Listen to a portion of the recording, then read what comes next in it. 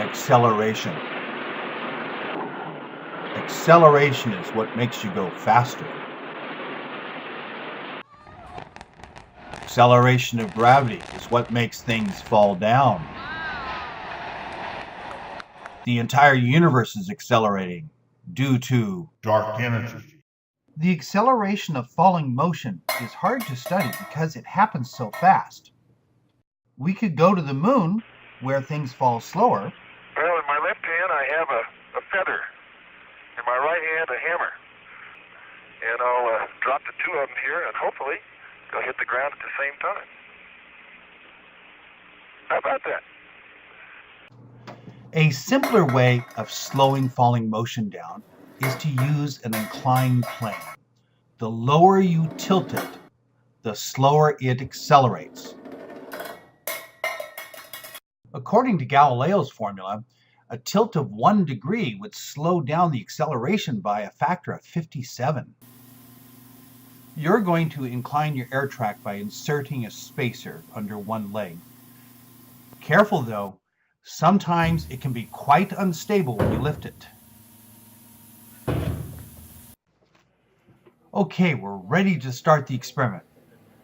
The air track is on, the cart is accelerating down the track, but wait, how do we measure acceleration?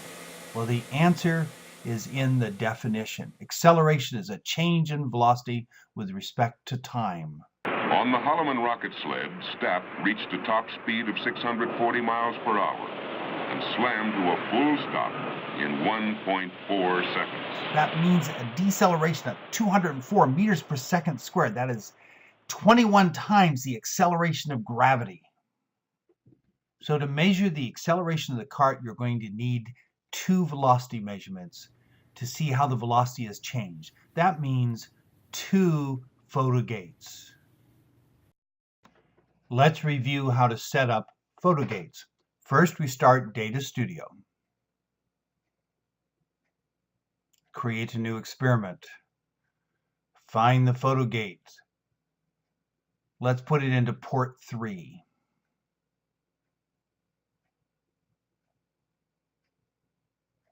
Let's put a second photo gate into port 4.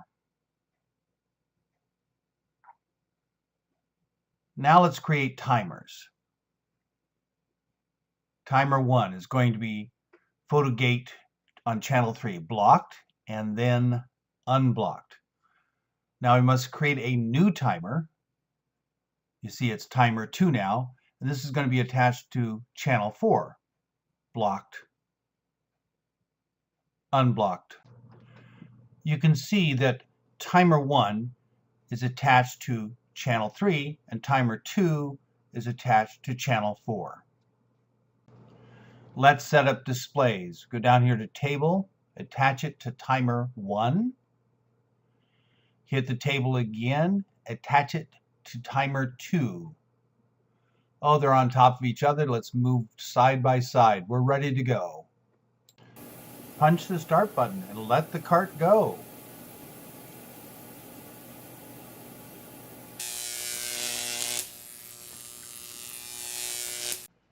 Another approach to measuring acceleration is to use the kinematic equations for constant acceleration. Velocity should increase linearly with time, and the position should behave parabolically with respect to time. We can measure the position and velocity as a function of time using the motion sensor. We're going to measure velocity using the motion sensor, and the motion sensor does this by sending a pulse of sound to the glider, and the sound wave bounces off. But it's got to bounce off the flag, and we have to orient the flag this way so the sound wave will bounce off and go back to the sensor. Right? Now, in order to make this work, we've got to activate Data Studio, and so we call up Data Studio on our screen, and we again create an experiment, and we scroll down our list of sensors till we get to the motion sensor, and then physically the motion sensor is usually connected to channels 1 and 2, so we just double click and the motion sensor is connected to channels 1 and 2. If you double click on the icon, you can bring up some controls for the motion sensor. It's set at 10 Hertz right now. Often we set it higher than that, but I'm going to leave it at 10 for this demonstration. All right, let's add some graphs. We're going to first attach a position graph, and then we'll come back and attach a velocity graph. So we'll have both position and velocity plotted. Let's spread them out and sync them up so the time from the position graph will line up with the position of the velocity graph. All right, we're ready to take some data.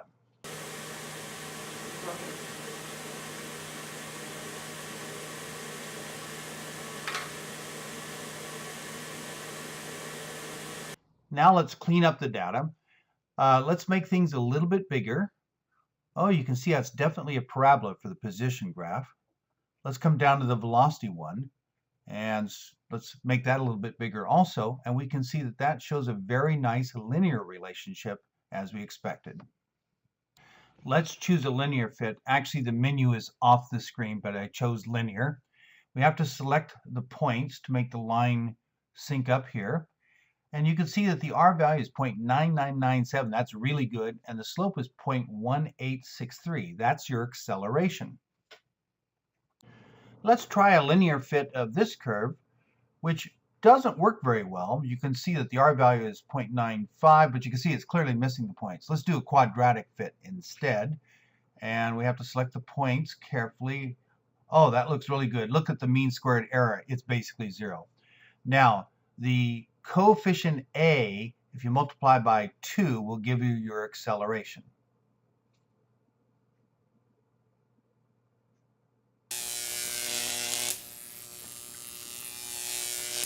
All right, you've measured the acceleration going downhill. What happens if instead you gave it a push? Would it have the same acceleration or different? How about if we pushed it uphill and it went up, turned around, and came down? Would it have a completely different acceleration? Inquiring minds want to know.